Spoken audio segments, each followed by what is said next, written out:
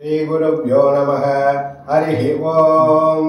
शुक्लाम्बरधरं विष्णुं शशिवर्णं सदुर्भुजं प्रसन्नवदनं ध्यायेत् सर्वविघ्नोपशान्तये। यस्यद्वरदवक्त्राद्या पारिषद्या परः सदा विघ्नं निघ्नन्ति सततं विश्वक्षेणं तमाश्रये। व्यासं वसिष्ठनप्तारं शक्तेः पौत्रमकल्मषाम् पराशरात्मजं वन्दे शुकदानं तपोनिधिम्। व्यासाय विष्णुरूपाय व्यासरूपाय विष्णवे नमो वै ब्रह्मनिधये वासिष्ठाय नमो नमः। अविकाराय शुद्धाय नित्याय परमात्मने सदैकरूपरूपाय विष्णवे सर्वजिष्णवे। यस्य स्मरणमात्रेण जन्म संसारबन्धनात् विमुच्यते नमस्तस्मै विष्णवे प्रभविष्णवे। ॐ नमो विष्णवे प्रभविष्णवे श्रीवैशम्पायन उवाच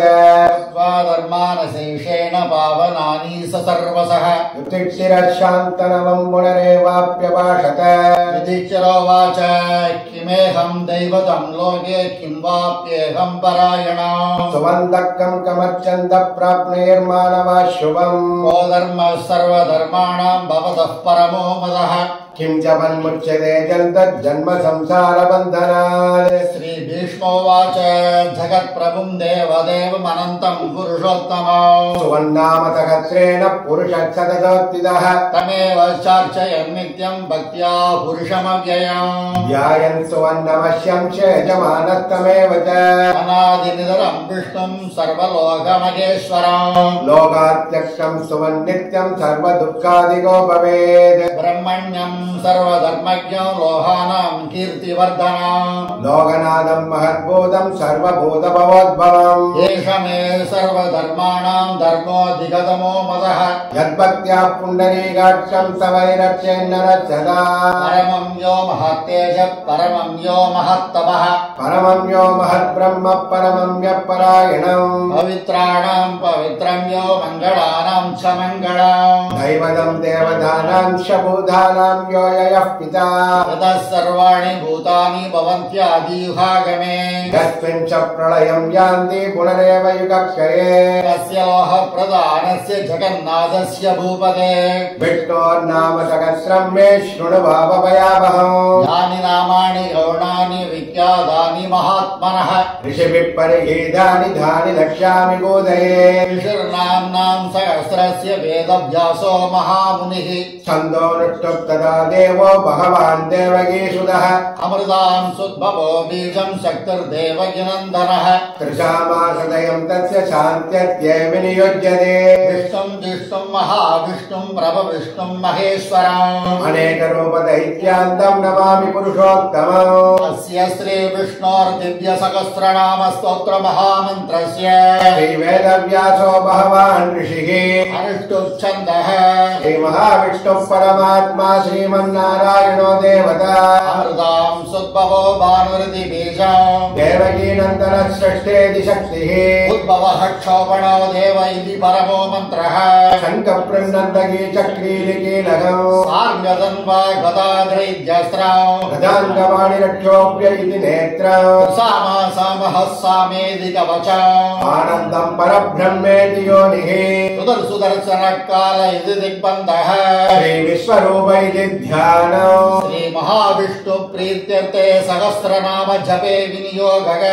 ध्यानम्। क्षीरोदन्वत्प्रदेशे सुसिमणिवलसत्सैकतेर्मौक्तिकानाम् मालाव्यक्तासनस्तत्फटिकमणिनिभैर्मौक्तिकैर्मण्डिताङ्गः। शुभ्रैरभ्रैरदभ्रैरुपरि विरसितैर्मुक्तपीयूषवर्षैः आनन्देन पुनीयादरिनलिनगताशङ्कबाणैर्मुकुन्दः। गोपादवयस्य नाभिर्दियदसुरनिलचन्द्रसूर्यौ च नेत्रे कर्णावासाश्रयोर्ध्योर्मुखमभिदहनो यस्य वाक्येयमप्तिः। अन्तस्तं यस्य विश्वं सुरनरगोगोगि गन्धर्वदैत्यैः चित्रं रम्यधेनं त्रिभुवनवपुषं विष्णुवेदं नमामि। ॐ नमो भगवते वासुदेवाय शान्ताकारं भुजगशयनं पद्मनाभं सुरेशम् विश्वाधारं गगनसदृशं मेघवर्णं शुभाङ्गम्। लक्ष्मीकान्तं कमलनयनं योगिकृत्यानगम्यो वन्दे विष्णुं भवभयहरं सर्वलोकैकनाथम् मेघश्यामं पीतकौशेयवासं श्रीवत्साङ्गं कौस्तुभोत्पासिदाङ्गम् पुण्यो वेदं पुण्डरीकाय दास्यं विष्णुं वन्दे सर्वलोकैकनाथम् नमः समस्तभूतानामादिभूताय भूभृते अनेकरूपरूपाय विष्णवे प्रभविष्णवे सङ्गसक्रं सकरीतकुण्डलं सबीतवस्त्रं सरसेरुजक्षणम् भक्तस्थलस्थोऽपि कौस्तुभं नमामि विष्णुं शिरसा चतुर्भुजाम् कायायां पारिजातस्य हेमसिंहासनोपरि आसीनमम्बुदश्याममायदाक्षमलङ्कृतम् चन्द्राननं चतुर्बाहुं श्रीवत्साङ्गितवक्षसाम् रुक्मिणी सत्यभामाभ्यां सहितं श्रीकृष्णमात्रये ॐ विश्वं विष्णुर्वषट्कारो भूतभव्यभवत्प्रभुः भूतकृद्भूतप्रद्भावो भूतात्मा भूतभावनः भूतात्मा परमात्मा च मुक्तानां परमागतिः अव्ययपुरुषक्षेत्रज्ञोऽक्षर एव च योः विदान्नेता प्रधानपुरुषेश्वरः नारसिंहौ श्रीमान् केशवः पुरुषोत्तमः सर्वस्ताणुर्भूतादिर्निधिरव्ययः सम्भवो भावनो भक्ता प्रभव प्रभुरीश्वरः स्वयंभू शम्भुरादित्य पुष्कराक्षो महास्वनः अनादिनिधनो धाता विधाता धातुरुत्तमः अप्रमेयो ऋषिकेश पद्मनाभो अमरप्रभुः विश्वकर्मा मनुस्वष्टा स्थविष्ठस्थविधोऽध्रुवः अग्राह्यः शाश्वतकृष्णो लोकिताक्षप्रदर्दनः प्रबोधस्त्रिगुप्ताम पवित्रं मङ्गलं वरो प्राणो ज्येष्ठश्रेष्ठ प्रजापतिः हिरण्यगर्भो भूगर्भो माधवो मधुसूदनः ईश्वरो विक्रमे दण्डी मेधावी विक्रमक्रमः अनुत्तमो दुरादर्श कृतज्ञ कृतिरोत्मवान्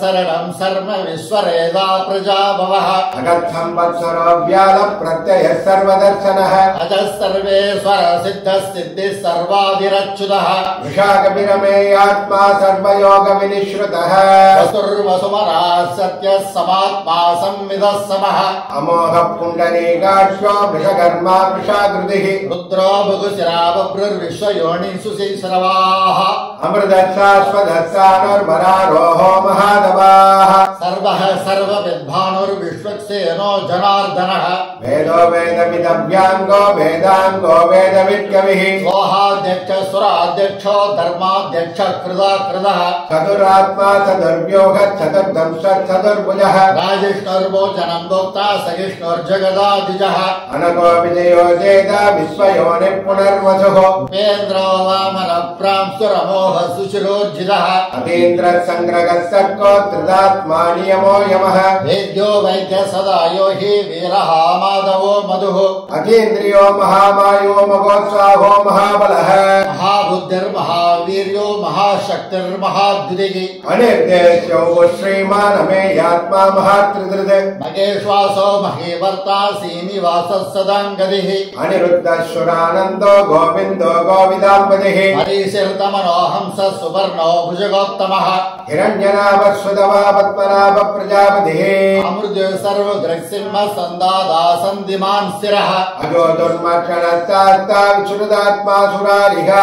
गुरुर्गुरुतमो दाम सत्य सत्यपराक्रमः निमिषो निमिषस्रग्वी वाचस्पतिरुधारतीः अग्रणीर्गामणी श्रीमान् न्यायो नेता समीरणः सहस्रमूर्ता विश्वात्मा सहस्राक्ष सहस्रपाद आवर्धनो वृदात्मा संवृतः सम्प्रवर्धनः अगत्संवर्तहो वह्निरनीलोधरणीधरः प्रसाद प्रसन्नात्मा विश्वदृक् विश्वभुक् विभुः सत्कर्ता सत्कृतस्सागर्भक्तन्नारायणो नरः असङ्गेयो प्रमेयात्मा विशिष्ट शिष्टगुरुसुषिः चित्तार्थसिद्धिसङ्कल्प सिद्धिधसिद्धिसाधनः वृषाये वृषभो विष्णुर्वृषभर्वा वृषोदरः वर्धना वर्तमानस्य विविक्तश्रुतिसागरः सुभुजो दुर्धरो वाग्मी महेन्द्रो वसुदो वसुः नैकरूपो मृगद्रोपस्य विविक्तप्रकाशनः ओजस्तेजोदुदीधरः प्रकाशात्मा प्रदापनः रुद्रस्पष्टाक्षरो मन्त्रश्चन्द्रांशुर्भास्करत्युदे अमृतां सुद्भवो भानुर्ससबिन्दुः सुरेश्वरः औषधं जगदस्येतुः सत्यधर्मपराक्रमः भूतभव्यपवर्णादः पवनः पावनो नलः कामः कामकृत्कान्तः कामः कामप्रदप्रभुः इहादिकृतिकावर्तो नैहमायो महाशनः अदृश्य व्यक्तरूपस्य सहस्रजिदनन्दजित् इष्टो विशिष्टशिष्टेष्ट शिखण्डीन विश्वो वृषः क्रोधः क्रोधकृत्कर्ता विश्वभागुर्महीधरः अच्युत प्रदिद प्राण प्राणदो वासवानुजः अभान्निरधिष्ठानाम प्रमत्त प्रतिष्ठितः स्कन्द स्कन्दधरो दुर्यो वरदो वायुवागनः वासुदेवो बृहद्भानुरादिदेवः पुरन्दरः असोहस्तारणस्तारः सूरः सौरिर्जनेश्वरः अनुकूलः सदा वर्तः पद्मी पद्मनिवेक्षणः पद्मनाभो अरविन्दाक्ष पद्मगर्भशरीरभृत् महद्विरुद्धो वृद्धात्मा महाक्षो गरुडध्वजः अदुलः सरगो भीमः समयञ्जो हविर्हरिः सर्वलक्षणलक्षण्यो लक्ष्मीवान् च विदिग्ययः वृक्षरो रोगितो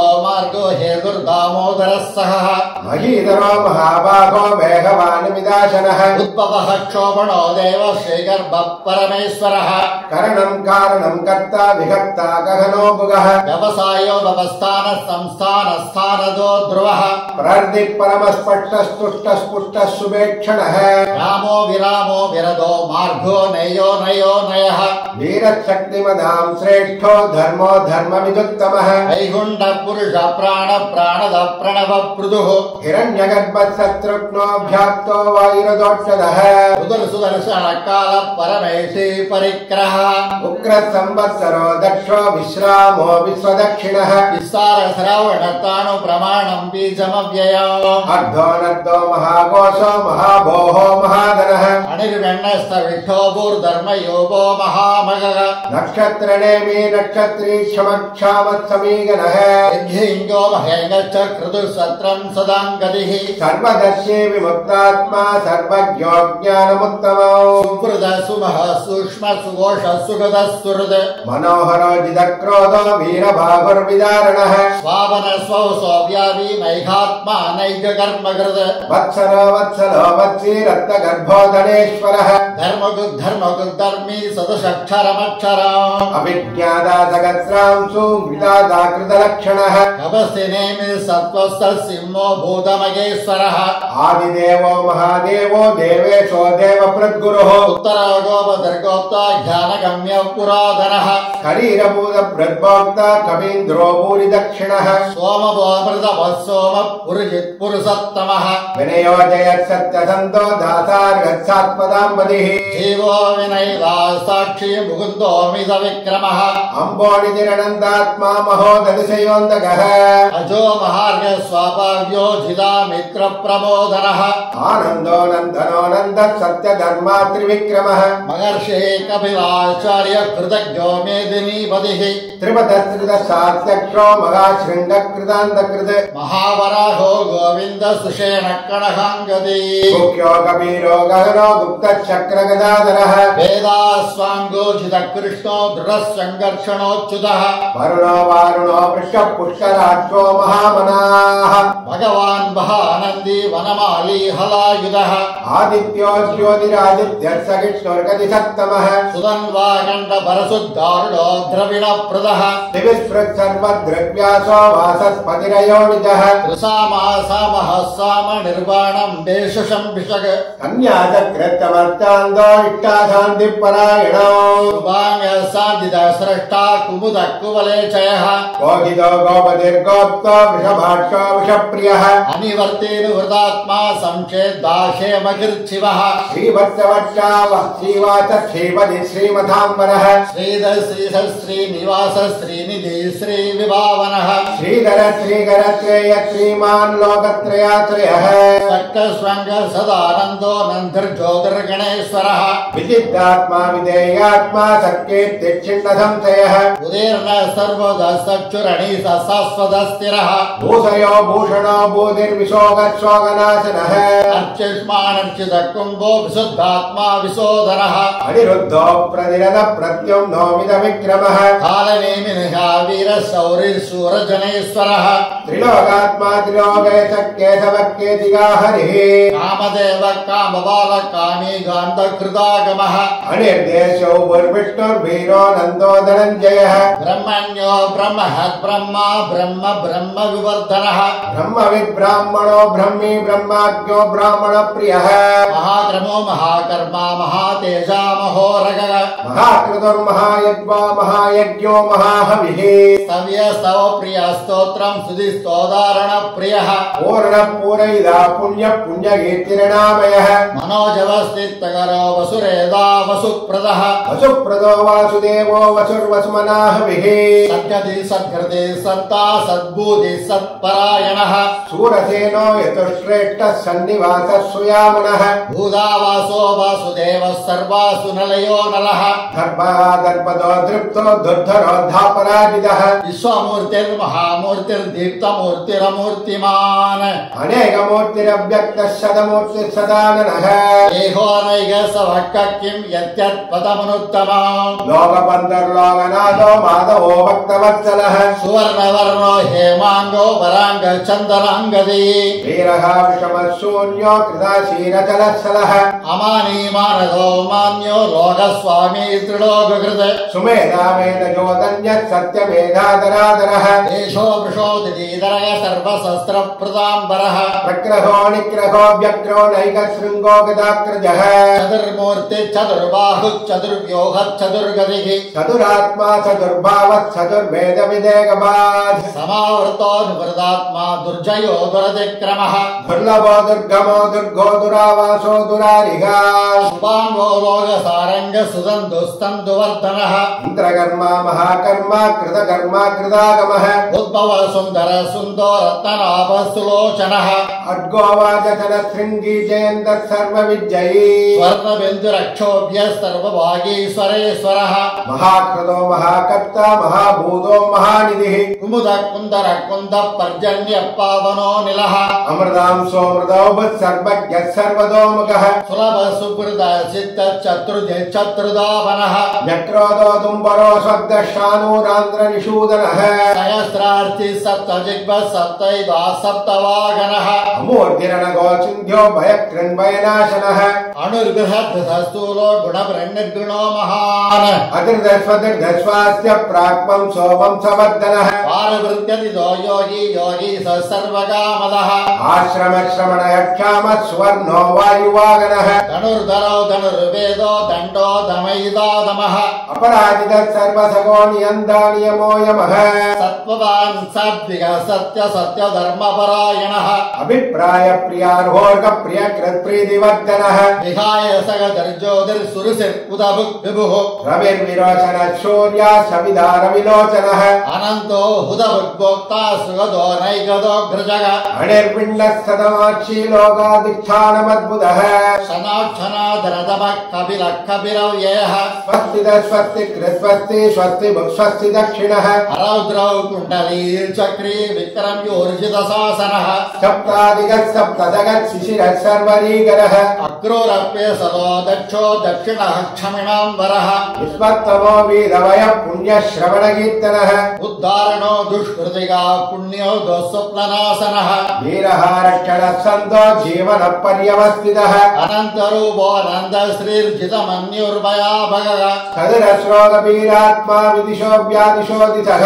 अनादिर्पूर्वपो लक्ष्मी सुवीरो रुचिराङ्गदः जननो जन जन्मादिर्भीमो भीमपराक्रमः आधारण योदाता पुष्पहास प्रजागरः ऊर्ध्वगः सप्तदाचार प्राणद प्रणवप्पणः प्रमाणं प्राणनिलय प्राणभृत् प्राणजीवनः तत्त्वं तत्त्वविदेहात्मा जन्म मृत्युजरादिगः पूर्वस्वस्वरसार सविदा प्रपितामगः यज्ञो यज्ञपतिर्यज्ञा यज्ञाङ्गो यज्ञवागनः यज्ञभृत्यज्ञकृत्यज्ञी यज्ञभुक्त्यज्ञसाधनः यज्ञान्तकृत्यज्ञमुख्यमन्नमन्नादेव च आत्मयोनि स्वयं जातो वैगानः सामगायनः देवकीनन्दन स्रष्टा क्षितीशः पापनाशनः सङ्गबृह्नन्दके सक्री सार्कतन्वागदाधरः अथाङ्गपाणिरक्षोभ्यः सर्वप्रकरणायुधः श्री सर्वप्रकरणायुधो नमयति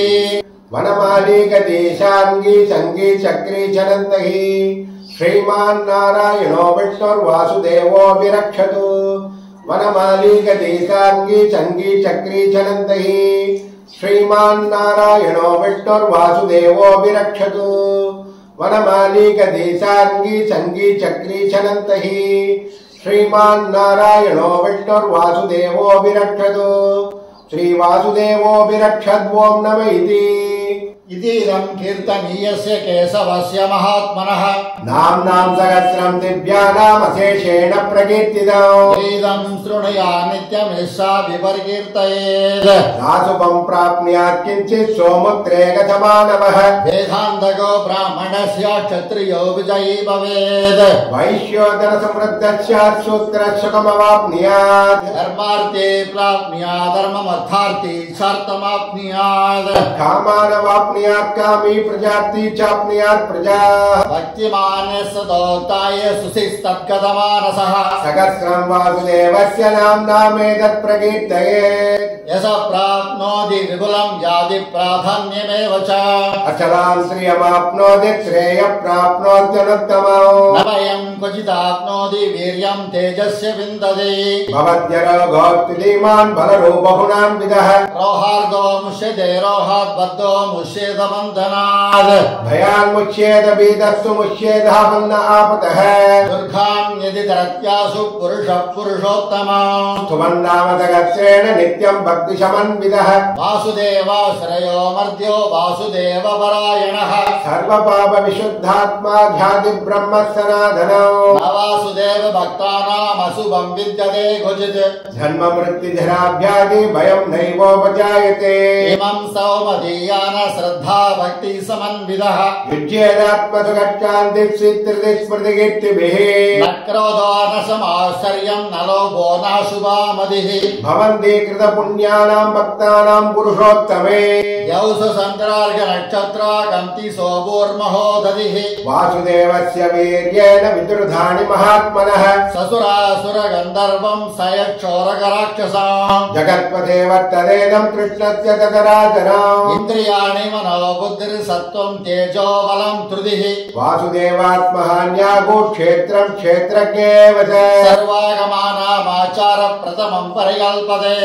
आचारप्रथमो धर्मो धर्मस्य प्रभुरश्युतः विषयपितरो देवा महाभूतानि दादवः जङ्गमाजङ्गमं चेदं जगन्नारायणोद्भवम् योहो ज्ञानं तदा साङ्ख्यं विद्या शिल्पादिकर्म च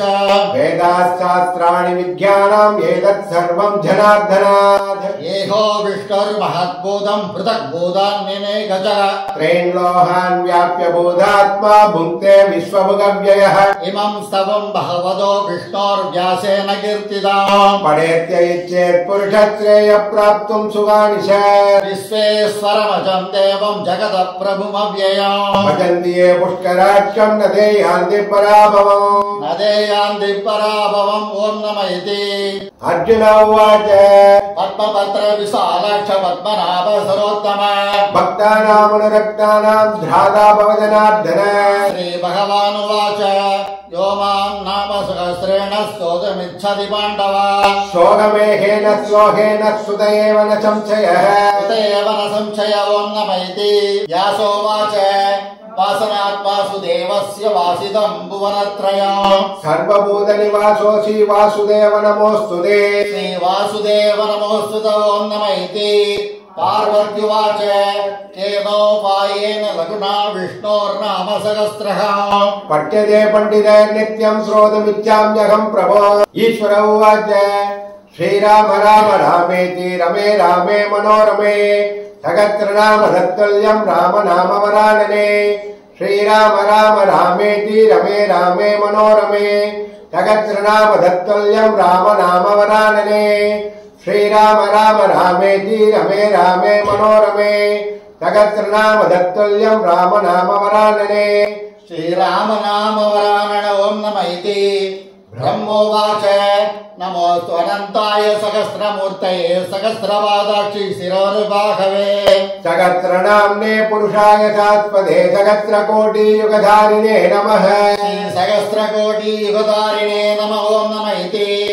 सञ्जय उवाच यत्र योगेश्वरः कृष्णो यत्र पार्थो धनुर्धरः तत्र श्रीर्विजयो भूतिर्ध्रुवाणि धर्मधिर्मम श्रीभगवानुवाच अनन्या चिन्तयन्तो मामेशना पर्युपासते येषां नित्याभियुक्तानां योगक्षेमं वहाम्यहम् परित्राणाय साधूनां विनाशाय सदुष्कृताम् धर्म संस्थापनार्थाय संभवामि युगे युगे आर्ता विषण्णा शिथिलाच्छवेदा घोरेषु सव्यादिषु वर्धमानाः संकीर्त्य नारायण सप्तमात्रं विमुक्तदुःखाः सुखिनो भवन्तु कायेन वाचा मनसेन्द्रियैर्वा बुद्ध्यात्मना वा प्रकृते स्वभावात् करोमि यच्चत् सकलं परस्मै श्रीमन्नारायणायेति समर्पयामि। ఇది శ్రీ విష్ణు సహస్రనామ స్తోత్రం సంపూర్ణం।